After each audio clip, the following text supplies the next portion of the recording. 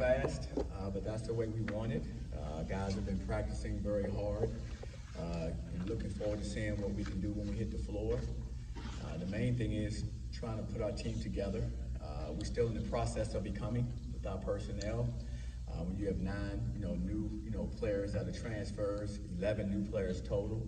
The biggest thing for us is understanding the importance of our chemistry and our continuity, and that's what we're working on every day.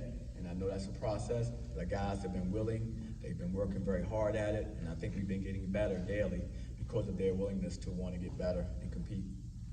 Coach, what's the general outlook as you've worked with these guys over the last month or two? I know a lot of pundits believe UCF is a dark horse team to make the NCAA tournament this year. I know it's a very talented transfer class coming in. So what's the expectation you have for this team? We always have the highest of expectations. You've heard me say this with all of our teams. We always going to have a championship type of mindset, period. That's what I come from. That's what I believe in teaching our young men. I never want to go into any season with low standards. Our standards are always the highest, and we have those same standards for this team right here. Coach, talk a little bit about Mustafa. What would you like him to be playing? What weight would you like him to play? Well, Mustafa's done a really good job this offseason. I'm sure you guys probably have heard he's put on some weight, and he looks terrific. The main thing is not the amount of weight he's putting on, it's the amount of strength that he's gaining. As you know, you need to be functionally strong in the Big 12. So the weight helps, but your strength is very, very important. And he's adjusting to his weight. When you put 20 pounds of weight or muscle on you, you have to learn to carry that weight. And there's a process to learning how to carry that type of weight for any young player. I think he's adjusted very well. I think with the added weight, he's able to hold his position in the low post. I think defensively it's made him a more physical player down there because he's carrying, like I said, some more pounds. So it's been very positive, I think, all in all. But there's still an adjustment period for him, and he's going through that now. Coach, Terry Spain with Sports First Media. Quick question. You did mention the 9 additional players that you have. What strengths do you see that they're bringing to the team? Have you noticed anything yet that these 9 additional players have brought to the team? Definitely. Young, talented players. They all are work in progress, but the thing that they brought in is they've all had success where they were. They all were very successful on their level, and so they're adjusting to the level that we're at now. And so that's the one thing they bring. I think they all bring versatility. Like, they're very versatile. Like, a number of these players can play multiple positions for us. And that's how we like to play. If you've watched us, as you know, our players' ability to kind of move around all over the floor is a style of play that we've, implemented since we've been here. So I think everyone that we recruited fit that bill of a player that's versatile. I can put him in different positions, and he's still confident that he can be successful. Coach, going back to Mustafa real quick, throughout the years, you've been kind of relying on transfer experienced guys coming in. Now you have a younger player. What advantages do you enjoy having a younger player that you're building rather than an experienced vet that's set in his ways? And then what disadvantages are you bringing and having to bring him along versus having an older guy come in? Well, we just had Taylor Hendricks just leave a couple of years ago. So we just had a young man that was the 9th pick in the draft who was in that position. So for us, it's more or less a situation where we're going to bring him along from the experiences I've had. We're not going to hold him back. We're going to push him, probably beyond the limits that he thinks he can be pushed. But most young, student athletes don't know how far they can be pushed or how hard they can be pushed. It's up for us to understand that with our experiences and try to apply that with them. And the thing I love about Mustafa is he's been so coachable. One of the things he said, he wants to be coached, he wants to be pushed, he wants to be challenged. And that's the type of young man that's going to be very successful because he understands you need that external force sometimes to help you reach your full potential. I remember, for me, when I was playing for my coach, Coach Krzyzewski, and, he said, Johnny, no one can push you as hard as somebody else can push you. And back then, you really didn't understand. I'm an 18, 19-year-old. I didn't fully understand it. But as I matured into this profession, I understood it clearly. And that's what I try to, give to my players. I think I'm selling them short if I don't push them and try to get them to maximize their full potential, even beyond where they think they can go or what they can do. Johnny, you look at a guy. Johnny, you look at a guy like Darius. Guy comes back through for his 5th season. What do you want to see from him, and how rare is it to have a guy who's been in this program for so long who can help maybe some of the newer faces kind of help adjust to him? Well, it's hugely important to have a young player like Darius return young. I can't say that anymore. And being in one place 4 years, it's hard to say now too. So having him back is a luxury. He understands what we want in our system. He understands our standards and our culture. And so you need players like that. You know, I consider them like culture keepers. He's a keeper of our culture because he can spread the message that we want to spread, but from a player's perspective. So it's great, you know, having him back. He's been terrific. He's leading. He's one of our leaders, of course. He's only one of our 2 returning starters. So he plays an important role for us in our overall growth as a program as we move forward this season. Coach, one of the trends this offseason was bringing in a bunch of players who have made some regrettable decisions in the past. But when you were asked about it, they said last chance you. You said second chance you. What does that mean to you as a head coach to give these players another chance? Well, I'm a big believer in second chances. I mean, I think we all would be, you know, in a difficult world or situation if we didn't understand the importance of giving each other second chances. And so, you know, I've really believed that throughout my whole coaching career. You're seeing it now with some of the players we have here, but nothing's changed in our overall mission statement. We're going to try to help young people, you know, when we have an opportunity to help them. You know, as I mentioned, you know, I think before in an interview, you know, the thing I'm very, very proud of is, you know, I have our universities backing and making these decisions. You know, they're trusting in what we're doing. I couldn't make these decisions if someone, you know, at our university and the people above me didn't say, hey, you know what, have you done your work? Have you done your due diligence? Do you think it's a good fit? You know, have you checked, you know, everything out? And once I'm able to check those boxes, you know, just to have that belief from them, it means the world to me, because that means they trust my decision-making process and what we're doing as a program. So I couldn't be more, you know, excited about the university I work for, because I know that not everyone would give these young people a second chance, and I'm just very proud that UCF has done that. Coach, several months ago. Coach, I was reading in the notes, there are 40 D1 programs that have 11 or more new players. Is that kind of the new age of college basketball? And what are those wars like out in the field trying to get transfers to come in? Well, absolutely. I know we're one of 40. You know, I would have thought, you know, with 11 newcomers, you'd probably be, you know, number one. So it has changed. The landscape has changed in our game, and we have to adapt. You know, you've heard me say, I think last year and maybe before, you know, we have to lean into this new world that we're in. Just the only way you're going to be successful is where we are now. It's not going anywhere, and so you have to be ready to coach players, almost like when I was a professional.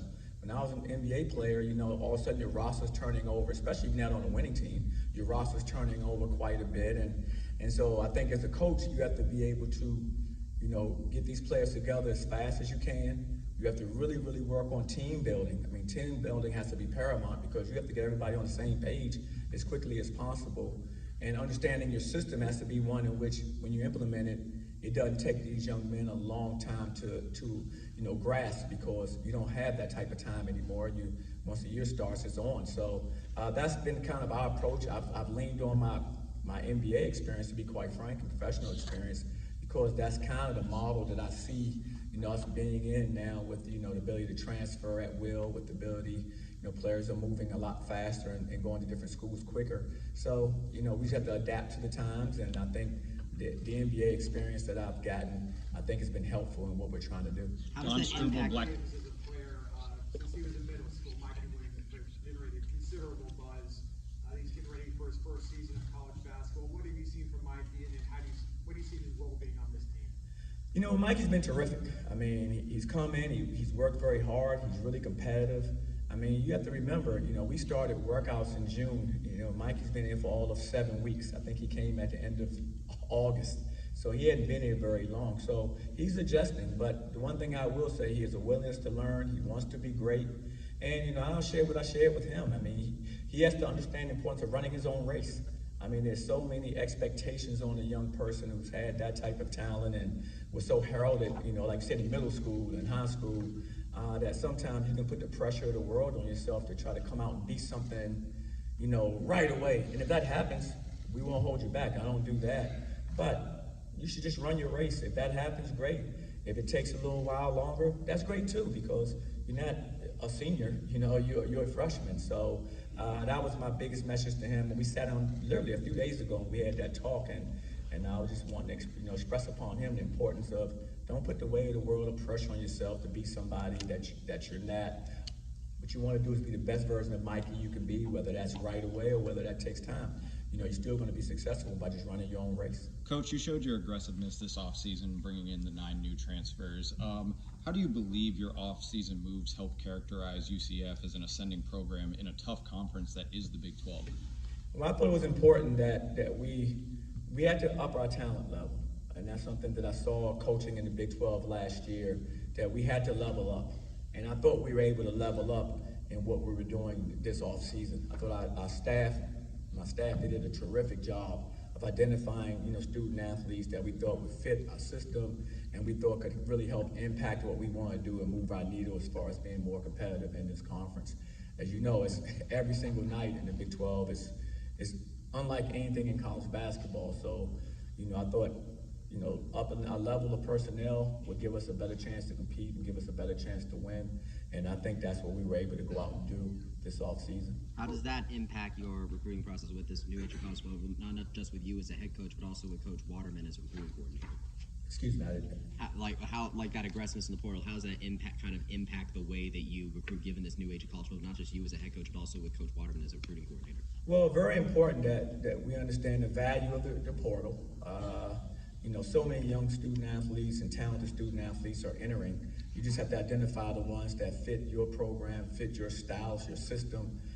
For me, I'm a big believer, it's like cooking a great meal. The ingredients have to fit the same way with our team. Our pieces have to fit. And so we didn't just go out and grab guys that we thought had talent. We tried to find guys that really fit what we do, in our system, with our style of play, whether it's defensively, whether it's offensively. And I thought, Coach Tyson Waterman, Coach Mamadou, Coach Adam Hood, I think all of those guys did a terrific job of really identifying the players that we thought could really help us as we move forward. Coach, earlier you mentioned 2 returning starters. How much do you lean on Jalen Sellers to lead your newcomers? Oh, no, absolutely. Jalen Sellers is another young player who has only been with me 1 year, but he's one of our leaders. I mean, you're talking about a player that was terrific for us last year. I don't think I have very many players I've coached. Jalen being one, Darius another, who, I think are great in the locker room. They understand what I want in my program, on and off the court, and they police that environment that I want. And that's what you have to have. Jalen, if you want to use a good word, he's like an owner, like he has ownership in our program. And for 1 year, that's amazing. Usually, like Darius, I understand, he's been with us long enough. But for a guy like Jalen to come in and really get it right away about our culture and our standards and really embrace, just making sure that other players understood that, I think the world of him, because I know there are not many players that have been with you for 1 year that would pick that up as fast. So really happy to have him as a returning player for us. I don't think we could have a better returning player in a leadership position because of his willingness to, think like an owner and not just like he's here, trying to play for us. Hey, Coach, and having so many guards on this roster, what has those conversations behind the scenes been like on expectations for minutes and having the ball in your hands? Well, it's about competing. Very, very simple. This basketball is a game of competition. Do we not think Kansas has a lot of talent, or Houston has a lot of talent, or should I go on and on and on in the Big 12? Matter of fact, every team, Arizona, keep going. They all have a lot of talent. So we're no different than those teams. We have to compete, and guys have to earn what they get, and that's how it should be. This life is about competing, and so basketball is no different. You have to go out there, you have to earn it. And these kids all came here understanding who we have here. It's like there was any secrets who we have in our program. So, everyone recognized it. Everyone wanted to come in for an opportunity to compete, and that's what everyone will have, and that's exciting. I was in that position in their shoes, of course, as a player a long time ago, different places I played, and I think it brings out the best of everyone. I think, we have a saying like Proverbs, iron sharpens iron, just like one man sharpens another. And so we go with that, all the time. We say it probably once or twice a week, the importance of competing and helping each other become better. Coach, you mentioned leveling up the talent on this team, but one of the main things you struggled with last year was players being able to create their own shots. You're bringing a guy like Mikey, who's able to create his own shot, and then Dior Johnson averaged 45 points in the JUCO playoffs. Talk about his acquisition. Well, as you mentioned, we bring in guys that are capable of going off the bounce to make plays for themselves and others, which is very, very important. As you mentioned, we wanted to make sure that we could, suck defenses in or make plays at the basket. and those players are capable of making plays like that. Dior, you just mentioned, is another player who came in for us. He's a versatile player. He can play multiple positions on the perimeter. He can run the show. He can play off the ball. He provides us with more depth, again, on the perimeter, the guys that can help us, as we look at what we're trying to build as we go forward. And we're going to learn more about these players, of course, when we start, having our exhibition games. Right now, we've just been practicing against ourselves. So I think, a big lesson for us will be, okay, what do we learn when we play Florida Gulf Coast? What do we learn when we play Georgia, in the preseason? So these are games, I think, that really kind of give us, an idea of what we have to do to get better, an idea of where each one of these players are and running their individual races. I'm going to ask you about a pair of players that had major roles in their previous schools, Jordan Curry, Keyshawn Hall. How have they fit into what you want to do, and what have you seen from those two guys? Well, both of those players, what they bring is they bring experience. They've had success at their levels, and they've got a lot of experience. So, with that, there's a lot of confidence that comes with that. They kind of know who they are. They're not incoming freshmen.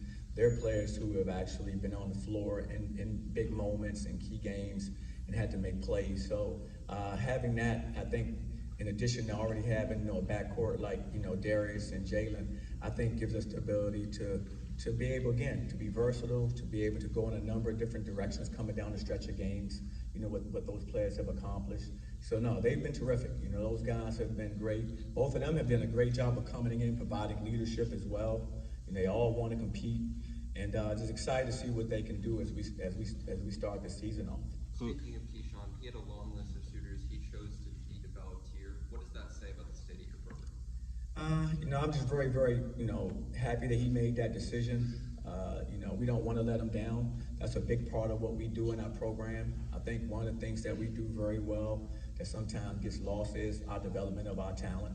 I think our players do get better when they come here, whether it's bigger, stronger, better on the court. And I think he saw that, and I think that really attracted him. When a lot of the other students, as you mentioned, were trying to get him, he recognized that not only he compete at a high level here in the Big 12, but he also knew that he would get developed properly for what he wants to do for his overall career. And so just excited that he chose us, and I think he's been an immediate help as he's been added into our roster. Coach, the schedule, ranked opponent right out of the gate, so an early opportunity to make some noise. Well, ranked opponent right out of the gate, as you just mentioned. Texas A&M is talented. They had a terrific season last year. They're returning, I believe, eight of their players, so that's rare. So they'll have their nucleus back, so their system is already one that those players know, so they're only working on refining it and getting better. The thing that really was amazing, too, is they're the #1 rebounding team in the nation last year.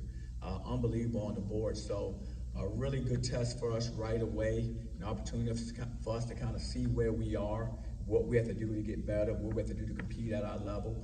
And I'm very excited because our players, like you said, we 11 new players, 9 new transfers. It's important for us to see right away, what we're going to be up against so that we can figure out where we are, and then we can grow as a team from there. How did those newcomers adjust to your emphasis on playing defense? Have you spoken to them? Well, they're in the process of learning how to do that. They're in the process of learning, what we emphasize here, what we think is #1 is on the defensive side of the ball. A number of these players have come in and they have healthy averages offensively. And what we want to do is have them understand you're not going to win anything of consequence if you don't guard, though. You look at the teams that, in the Big 12 tournament or the NCAA tournament, those teams typically are teams that are very, very good defensively, and they're terrific, and they can score, of course, but they make it very, very difficult for you to score. And so we have got to embrace that, and our guys have been embracing it, just so you know. It's a learning curve there because it's a new system. We have different things that we do that maybe they didn't work on where they were. They had a different system. I'm not saying ours is any better than theirs, it's just different. And so they're learning our language, what you have to say defensively, where you have to be defensively. There's a lot of attention to detail that goes into that, and these players are still picking that up. That's not something that you learn in 2 months, because your habits are your habits. If you've been somewhere 3 years, 4 years, you got 3-4 years of habits. So God forbid, now guys are transferring a lot. So you may have been in only one place, maybe just only your 4th coach maybe. So you have 3 other systems that you've already played for. So all of those things factor in the ability for someone to pick it up, faster. And so we're in the process of still working on it, but I do like where we're trending. I see our guys in the right positions more and more as we start to get closer to the season, and those things excite me. How difficult is that when a guy's been at multiple places and now he's pitching in your way, he's got to shed things that he's learned in previous stops? Once again, for me, I rely on my NBA experience. I was in the NBA almost a decade, and I want to say I probably had 5 or 6 coaches. So I know how difficult it is to every year change coaches and change systems, because everyone had a different coach has a different system. So a different language of how you got to communicate on the court, whether it's offensively or defensively. So you're constantly having to feed yourself that new information. And I would just go back to my days of college and the amount of time it took me to get our system down. So I always use myself as a reference to when I'm working with our young people to try to help move them along. So I usually have an idea about kind of where they are with what they're learning, and I try to bring them along accordingly. Coach, I was going to ask if defense was a requirement for fit for one of your transfers, but I think Trey's handled that question nice. Let me go this way then. We mentioned the Big 12 is a battle crowd for recruiting. What is it that you have where you make UCF kind of stand out, especially in a situation where some of the more incumbent programs have maybe more resources than UCF does? Well, I think we have just so many wonderful things to offer here. One, look where we are. We're in Orlando, one of the best cities in the world, to be quite frank. So our location is an unbelievable selling point for young people. We talk about winning the best basketball conference in the country. So who you're competing against on a nightly basis. Are you kidding me? You can't get any better competition. So that's a selling point for us. I think our staff's experience. We have an experienced staff, guys who've been very successful at working with young people, helping them develop and maximizing what they can do in their individual careers, not just what they can do for us. And they realize that about me as a coach, that what I want to do is I want to win championships. I want to do some special things here in Orlando and for UCF. Absolutely. I love the program, I always have. But I also understand that I have responsibility to help these young people maximize their overall future. And that has to be true. That can't come across where some people can say that, but it may not ring true. For me, when they're looking at me in the eyes and we're having these discussions with them and their parents, they know that I want to see their student athlete, maximize their overall career, not just, me use him to get wins. And I'm not in it for that. When that happens for me, then it's probably time for me to do something else. I'm here to serve these young people on and off the court. I think you can tell by some of the decisions that we've made that we're into more serving and giving kids opportunities. And like I said, what a bad world we'd live in if we weren't, looking to do that with younger people. Nils is coming back for his second year in the program. Where is his development and what are your expectations for Nils this year? I'm really excited about Nils. Nils has had a terrific preseason, and it's always exciting to see.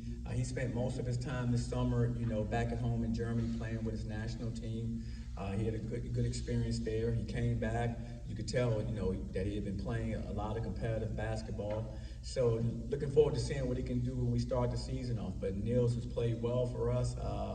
He's been, always a joy to coach, and so I'm looking forward to starting the season off with him. Coach, you know something about dunking the basketball. When you look at a lot of these players, they love to dunk. Would you say that this is one of the more athletic teams that the program has seen? I think it's a very good athletic team. We've had some athletic teams in years past as well. The thing I want these guys to understand when they're going in for these dunks and plays like that they only count as 2 points. And so whether you score it by laying it up or dunking it, just understand we want the 2 points. So if you miss it, you may come see me. I don't need any other assistant coaches either. So no, really just some of these players can really attack the rim and make plays at the basket, which is good. And they're learning what they can do. Like I said, all of them are adjusting to playing at a Big 12 level. And so there's an adjustment for these guys, and I think they're going to see that as we start to play these exhibition games, as well as right away when we start preseason games, and that's going to be great. That's how we're going to grow and learn, and they'll see what they are able to accomplish on the court and what plays they can make. But the main thing I want them to do is just make the right play, be efficient.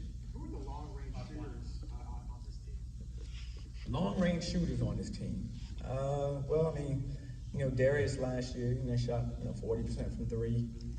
Jordan Abicarry, you know, he's shot a good percentage behind the arc as well.